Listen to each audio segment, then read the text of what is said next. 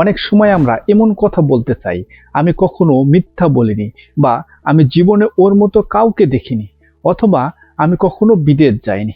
আপনি কি কখনো এরকম ধরনের কথা ইংরেজিতে বলতে গিয়ে আটকে গিয়েছেন? তাহলে আজকে ভিডিওটি আপনার জন্য। তাহলে চলুন আজকে ক্লাসে আমরা শিখব নেভারের স্ট্রাকচার ব্যবহার করে কিভাবে স্মার্টলি ইংলিশে কথা বলা যায়। যদি আমরা সিচুয়েশনটা বুঝি, এরকম হবে কখনো না বা জীবনও না, এই সিচুয়েশনে কিভাবে কথা বলতে হয় তার জন্য আমরা নেভারের স্ট্রাকচার ইউজ করব। এই সিচুয়েশনে যদি আমরা পুরোপুরি ভাবে ইংরেজিতে কথা বলতে চাই, তার জন্য আমাদের 3টি স্ট্রাকচার শিখতে হবে। তো চলুন তাহলে আজকে ভিডিওতে আমরা প্রথম স্ট্রাকচার নিয়ে আলোচনা করব এবং এই স্ট্রাকচার দিয়ে কিভাবে আমরা আমাদের রিয়েল লাইফ স্মার্ট ইংলিশে কথা বলবো সেটা শিখবো। চলুন তাহলে প্রথমে আমরা আগে ভালোভাবে এই স্ট্রাকচারটা শিখে নিই।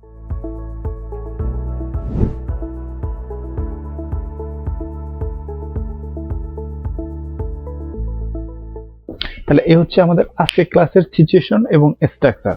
চলুন প্রথমে আমরা আগে খুব সহজভাবে বুঝে নিই। দেখেন আমাদের সিচুয়েশনটা হচ্ছে কি, কর্তা জীবনে কিছু করে নাই। কি বলছি? কর্তা জীবনে কিছু করে নাই, এরকম ধরনের সিচুয়েশনে আমরা কিভাবে কথা বলবো। তার জন্য স্ট্রাকচারটা হচ্ছে কি, subject plus have plus never plus PB third. দেখেন এখানে পিবি থার্ড অর্থ হচ্ছে কি, প্রিন্সিপাল ভার্বের থার্ড ফর্ম, মানে পাস্ট পার্টিসিপল ফর্ম। তো চলুন এখন আমরা শিখবো এই স্ট্রাকচার দিয়ে এই সিচুয়েশনে কিভাবে স্মার্টলি ইংলিশে কথা বলতে হবে, তার জন্য কিছু রিয়েল লাইফ এক্সাম্পলের মাধ্যমে। তো চলুন তাহলে প্রথম এক্সাম্পলটা দেখি। আর হ্যাঁ, আপনি যদি আমার চ্যানেলে নতুন লার্নার হয়ে থাকেন এবং যদি সাবস্ক্রাইব না করে থাকেন, তাহলে অবশ্যই সাবস্ক্রাইব করে দিবেন, কারণ আপনার একটা সাবস্ক্রাইবে আমি নতুন ভিডিও তৈরি করতে উৎসাহিত হই। এবং অবশ্যই জানাবেন এই ভিডিও থেকে আপনি কতটুকু শিখতে পারছেন। আর যদি আপনি অলরেডি সাবস্ক্রাইব করে থাকেন, তাহলে আপনাকে অসংখ্য ধন্যবাদ। তাহলে দেখেন আমাদের আজকের ক্লাসের প্রথম রিয়েল লাইফ এক্সাম্পলটাকে যদি আমরা একটু সহজভাবে বুঝি, আই হ্যাভ নেভার লাইড। কি বলছি? আই হ্যাভ নেভার লাইড, আমি কখনো মিথ্যা বলিনি। দেখেন, কর্তা জীবনে কিছু করে নাই, আমি কখনো মিথ্যা বলিনি বা বলি নাই, এই কথাগুলোই আমরা কিভাবে বলবো এই স্ট্রাকচারের মাধ্যমে, সেটাই কিন্তু আমরা শিখতেছি। আই থিঙ্ক আপনারা এই প্রথম এক্সাম্পলটা বুঝতে পারছেন। চলুন আমরা এরকম আরো কিছু রিয়েল লাইফ এক্সাম্পল দেখি।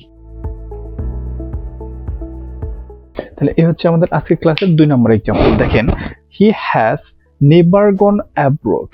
কি বলছি?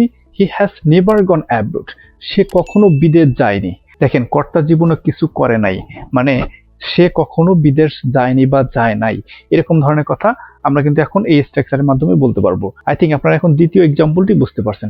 চলুন আমরা আরো একটি রিয়েল লাইফ এক্সাম্পল দেখি।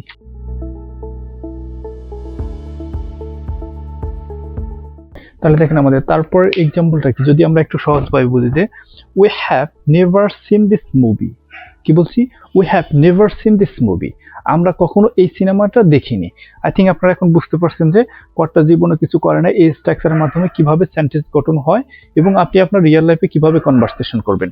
তার জন্য আপনাকে অবশ্যই এই সিচুয়েশনে আপনাদের রিয়েল লাইফ থেকে কিছু বাংলা বাক্য তৈরি করবেন এবং এই স্ট্রাকচারের মাধ্যমে ইংলিশে কনভার্ট করে প্র্যাকটিস করবেন। আর হ্যাঁ, practice makes the man perfect, আপনি যত বেশি প্র্যাকটিস করবেন তত তাড়াতাড়ি আপনি ইংলিশে কথা বলতে পারবেন ফ্লুয়েন্টলি। আই থিঙ্ক আপনারা আজকে ক্লাসের স্ট্রাকচারটা খুব ভালোভাবে বুঝতে পারছেন। So thank you very much for staying with me till the and.